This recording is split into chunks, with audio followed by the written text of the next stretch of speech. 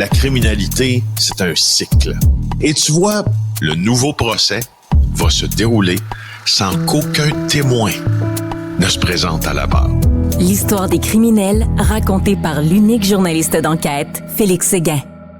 À l'heure des bilans de fin d'année, Félix, il y a un constat qui s'impose dans les prisons du Québec. Ça s'est pas amélioré pantoute cette année. Non, et les tensions grandissent dans plusieurs centres de détention québécois, donc pénitenciers au fédéral, prison au provincial. Je dirais dans les deux paliers de détention aussi, mais particulièrement au Québec, on fait beaucoup péta au cours des dernières semaines de ce qui se passe notamment à la prison d'Orsainville près de Québec, à la prison de Sorel, au centre de détention de Montréal, communément appelé Bordeaux. Alors, selon des informations que nous avons pu confirmer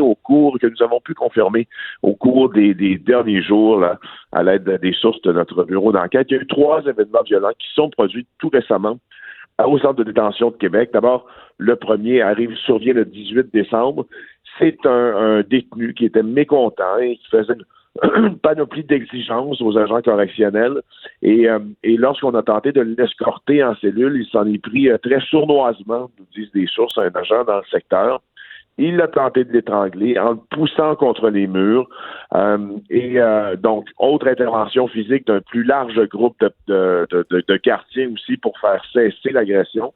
Alors la tension monte et là le 23 décembre, un autre prévenu accusé de voie de fait armée, lui, avait attaqué un agent correctionnel dans le secteur. On a demandé au prévenu qu'il puisse accepter un prélèvement sanguin par la suite parce que au Québec, dans un événement comme celui-là, il faut le consentement du détenu pour faire un prélèvement sanguin s'il y a éclaboussure de fluide corporel, de sang, pour savoir si, évidemment, l'agent correctionnel, lui, doit passer un test pour le VIH.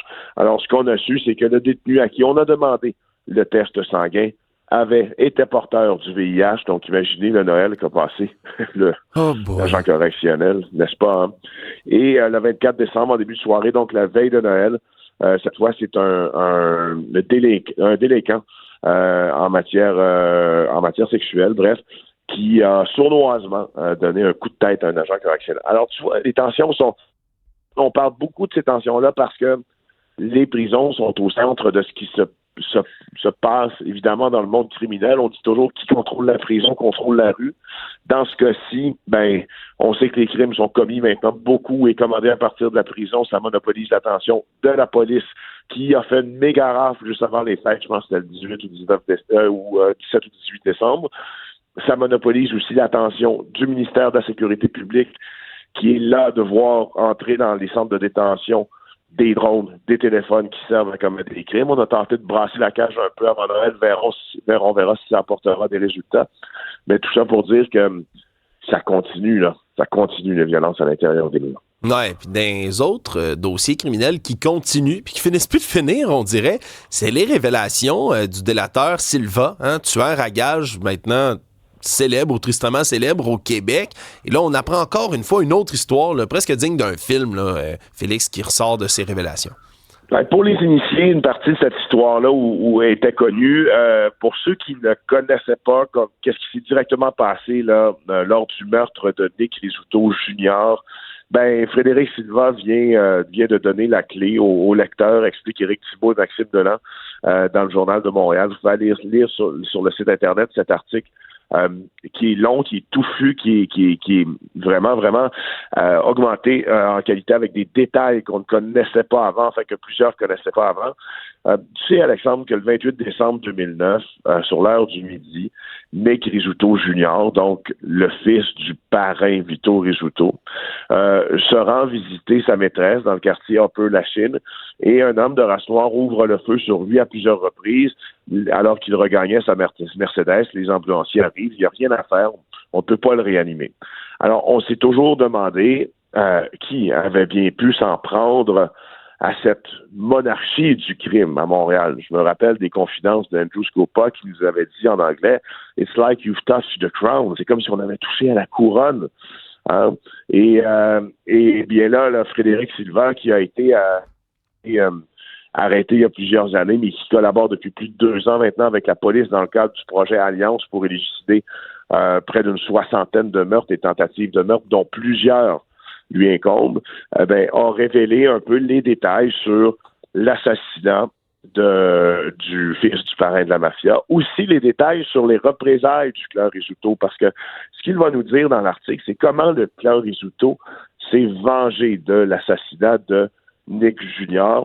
On sait maintenant que Tony Maggi, l'entrepreneur en construction, avait engagé Ducarme Joseph, un caïd adepte du vaudou, pour exécuter ses basses œuvres. Bien que Maggi avait toujours parlé en bien du clan Rizzuto, il entretenait une haine contre ce même clan et il a décidé que l'instrument de sa haine serait le caïd Ducarme Joseph. Alors c'est lui qui aurait trempé dans l'assassinat de Nick Jr. et Silva, ce qu'il raconte, c'est que c'est aussi lui qui est allé tuer Frédéric Silva, qui est allé tuer plutôt Ducarme Joseph afin de venger le clan Rizzuto, ce qui l'a fait évidemment, ce qui l'a amené, non pas en odeur de sainteté, mais ce qui lui a fait gravir des échelons dans le clan sicilien. C'est une lecture aujourd'hui absolument essentielle.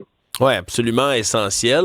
Une autre, peut-être, lecture à faire pour ceux qui aiment toujours se bidonner des histoires de bureaucratie qui n'ont pas de bon sens puis qui sont dignes de la maison des fous d'Astérix. Mais il y en a une dans le journal. C'est pas très drôle, par contre, pour un Québécois qui est coincé, lui, en Espagne. C'est pas drôle pour personne, en fait, cette histoire-là, sauf que je cherchais de tous les bords, tous les côtés, à comprendre par quoi étaient induits ces fameux délais-là qui font en sorte qu'un Québécois qui a été impliqué dans un accident en Espagne ne peut pas revenir au pays. Et franchement, c'est difficile d'accepter que les seuls délais soient imputables aux vacances d'une juge qui ne peut pas lui redonner son passeport. Le 16 juillet dernier, Mathieu Bélan allait rejoindre sa sœur. Il était en Espagne. Sa sœur, elle était sur la Costa del Sol. Alors, il a loué une voiture. Il a provoqué une collision avec une voiture. Et il y a un motocycliste de 58 ans qui est mort. Donc, M. Bélan n'avait pas bu, n'avait pas consommé de stupéfiants non plus. Bref, il a quand même été arrêté, évidemment. Il a passé une journée en cellule. Il a été libéré, moyennant une caution de 75 000 il y a eu une poursuite au civil contre notre Québécois maintenant réglé depuis le versement de l'indemnisation par l'assureur. L'accusation criminelle est maintenue, mais les avocats des deux parties ont bon espoir que le dossier se règle très rapidement. On lui avait donc demandé une caution. Et tout le monde s'engage à collaborer avec la justice. Tu comprends, Mathieu Bélan, il ne présente pas un risque de fuite, il ne présente pas un risque de ne pas venir régler ses affaires. Et le 20 décembre dernier, il pensait récupérer son passeport pour revenir voir sa blonde à Noël. Et il restait juste l'autorisation d'une juge au dossier pour que ce jeune homme-là, qui vient d'Ancienne-Lorette, puisse revenir après 5 mois en Espagne. Et là, on apprend que toutes les conditions sont remplies, mais la juge est en vacances. Ah! Incroyable, non? C'est-tu sacrant comme histoire? J'ai pas d'autre terme que ça. C'est-tu sacrant?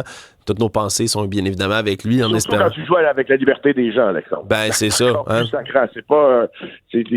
quand il y a des conséquences énormes comme ça en privation de liberté, c'est difficile d'accepter qu'une juge soit en vacances 2 semaines et qu'il n'y ait personne dans la magistrature espagnole, dans le circuit judiciaire dans lequel elle se trouve, pour prendre la même décision à sa place, basée sur les mêmes faits.